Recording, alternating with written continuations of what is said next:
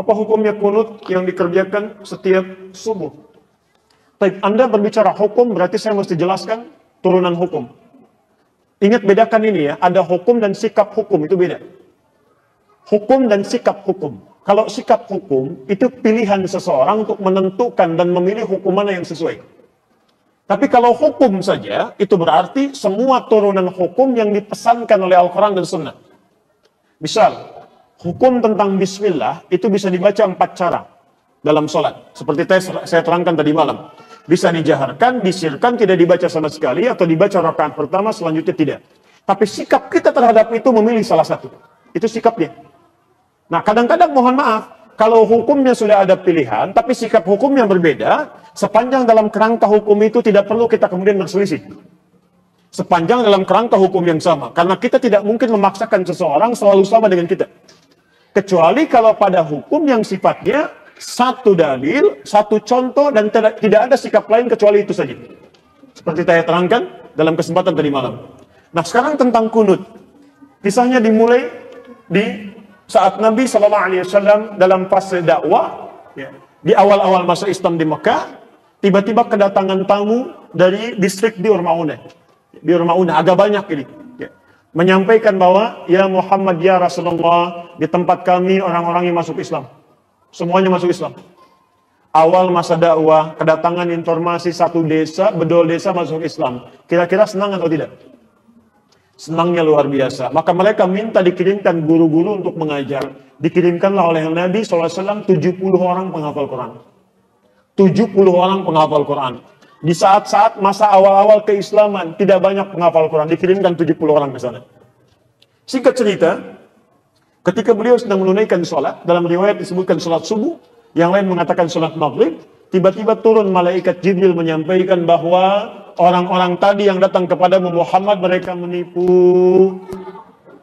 Karena ternyata orang-orang itu ketika sampai di Bi'r Ma'unah semuanya dizalimi, bahkan dieksekusi dan syahid.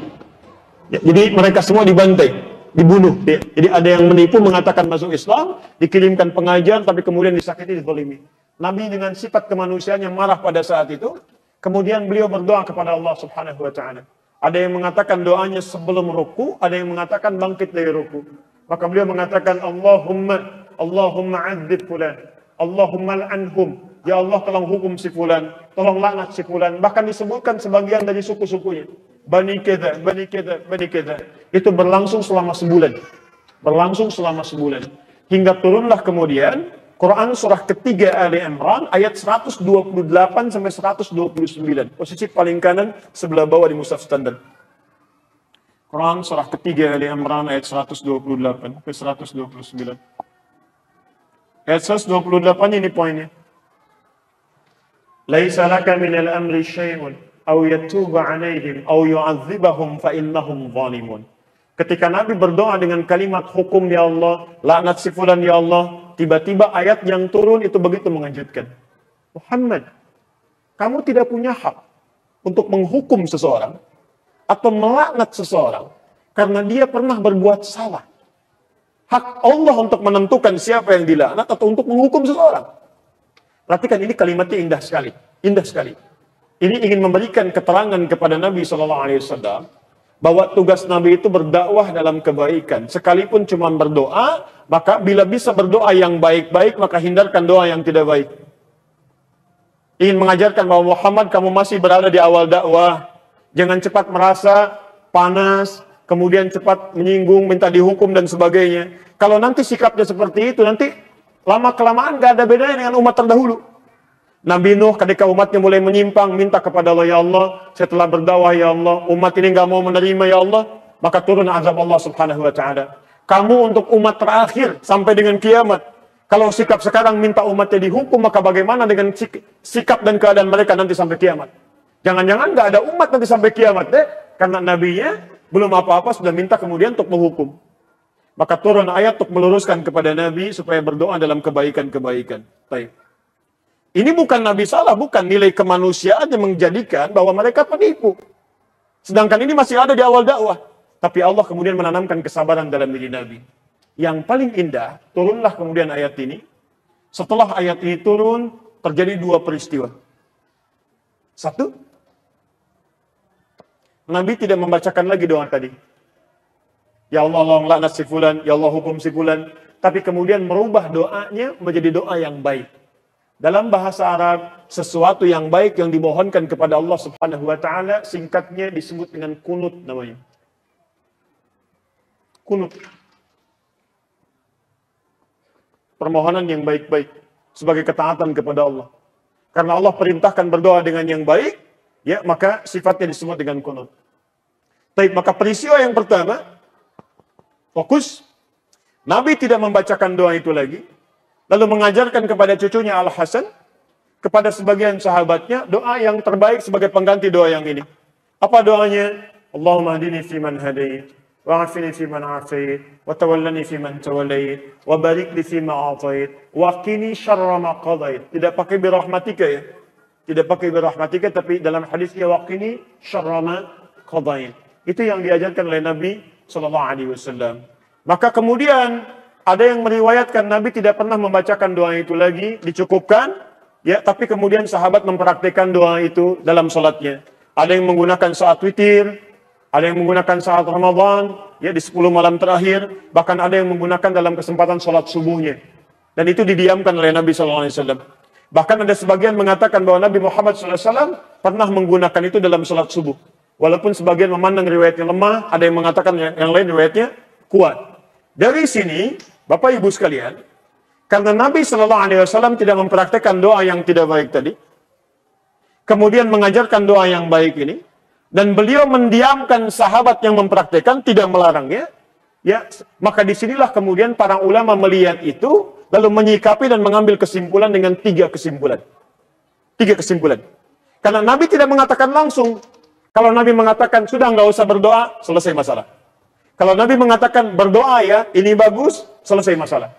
Tapi Nabi mendiamkan di sini, dan sikap diamnya Nabi, dalam implikasi hukum, itu bisa menerangkan beberapa pilihan-pilihan hukum. Maka, Imam Abu Hanifah mengatakan, karena Nabi sebelumnya tidak baca doa, dan setelah itu pun beliau tidak baca doa lagi, setelah turun ayat tadi, maka beliau menyimpulkan tidak ada doa kunut itu. Makanya saat subuh tidak perlu membaca doa kunut. Selesai. Imam Abu Hanifah. Imam Malik, Imam Syafi'i menyimpulkan Nabi SAW baca doa. Doa ini diganti oleh Allah untuk yang baik-baik. Dan kemudian diajarkan oleh Nabi pada sahabat. Sahabat membacakan, Nabi tidak melarang. Ini artinya itu pun dibenarkan kalau dibacakan. Maka dari itulah Imam Syafi'i, Imam Malik mempraktekkan doa kunut ini. Imam Malik membacakan sebelum ruku. Jadi begitu membaca surah di rakaat yang terakhir dalam sholat subuh, itu Imam Malik mempraktekkan kunut. Tapi kunutnya nggak jahat, sir. Makanya setelah baca surat agak lama, itu sedang baca kunut dalam subuh. Imam Syafi'i memilih riwayat yang setelah ruku. Ruku itidal, sami Allahu liman hamidah, Rabbana walakal hamd, lalu membacakan ini dalam subuhnya. Plus Imam Syafi'i, Allahumma hdini fiman hadait, dan seterusnya. Imam Ahmad bin Hanbal mengambil jalan tengah. Ini Nabi sebelumnya nggak berdoa. Ada peristiwa besar terjadi yang membutuhkan doa. Kemudian Nabi berdoa dengan itu. Setelah itu Nabi tidak berdoa lagi. Ini artinya doa ini bisa dihadirkan dalam peristiwa-peristiwa yang menuntut doa itu disertakan oleh kita. Karena ketidakmampuan kita berada di sana. Peristiwa dahsyat besar yang meminta kita atau menuntut kita menghadirkan doa, itu dalam bahasa Arab disebut dengan nazilah. Nazilah.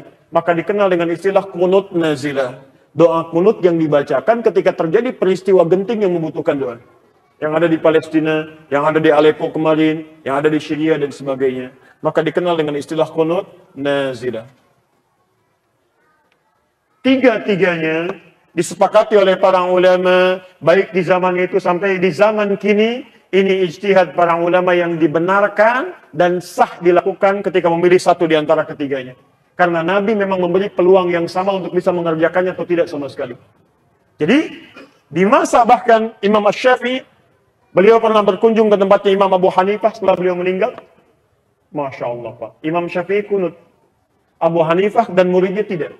Begitu sampai ke tempat Imam Abu Hanifah, murid Imam Syafi'i mengatakan, ketika Imam Syafi'i diminta jadi imam, Syekh, tafadhal, taumu bin nas, tusalli bin nas, Anda jadi imam.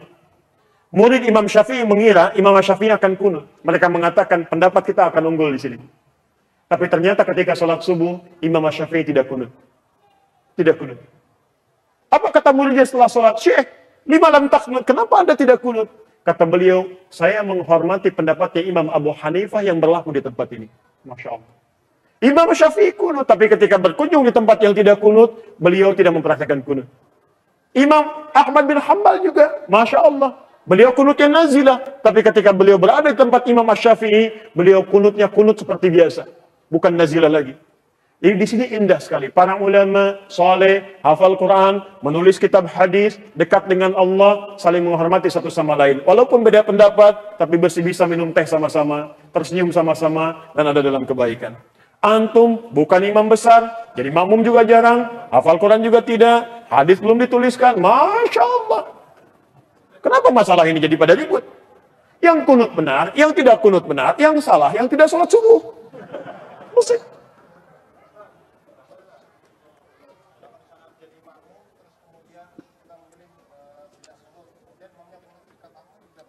Baik, ini pertanyaan selanjutnya. Sama di sini ya, dengan kertas. Baik. Nah, sekarang selesai sederhana. Jika imamnya kunut, antum ikut kunut. Mengaminkan, selesai. Ya, persoalan mengangkat tangan atau tidak, itu persoalan lain. Tidak harus mengaminkan mengangkat tangan. Saya tadi subuh imamnya kunut. Saya mengaminkan, tapi tidak harus mengangkat tangan. Kalau imam dia berdoa, boleh mengangkat tangan. Ya, jadi begitu mengatakan, Allahumma hadina fiman hadait, saya katakan amin. Karena makmum itu tugasnya mengikuti imam. Dan kalaupun imamnya nggak kunut, antum biasa kunut, antum nggak usah kunut. Apalagi imam salam, antum sujud sahwi, itu nggak usah. Awas jangan terlampau soleh di sini. Awas, karena tugas makmum itu mengikuti imam. Imam ruku, antum ruku. Imam sujud, antum sujud. Imam kunut, antum kunut. Imam nggak kunut, antum nggak usah kunut. Selesai ya? Gampang sebetulnya. Allahu Akbar. Yang salah, yang tidak, kita sepakat di sini. Saya dulu di Tripoli dapat kunjungan dari ketua PBNU dulu. Datang, ya, mengatakan, Alhamdulillah, kata Ustaz. Di Indonesia sekarang NU dan Muhammadiyah sudah kompak.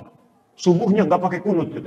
Masya Allah, saya bilang. Bisa begitu? Iya, karena nggak pada ke masjid semuanya, masing-masing.